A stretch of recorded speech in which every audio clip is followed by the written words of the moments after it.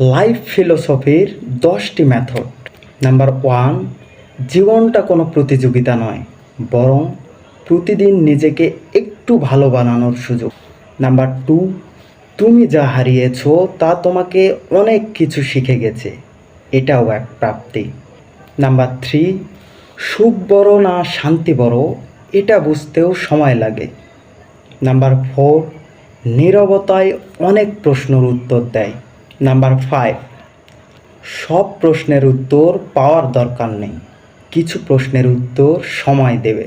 Number 6, সব মানুষের জীবনে একটা সময় আসে যখন সে বদলে যায়, সেটা হয় আত্ম উন্নয়ন নয়তো আত্মরক্ষা। নাম্বার 7, তুমি যে জীবনটা এখন উপভোগ করছো এক সময় ছিল এটাই তোমার স্বপ্ন।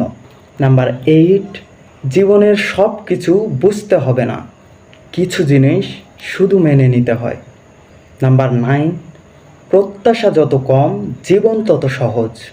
নাম্বার 10, সব সময় ভালো মানুষ হইও না, কখনো কখনো হ্যাঁ অথবা না বলা জরুরি।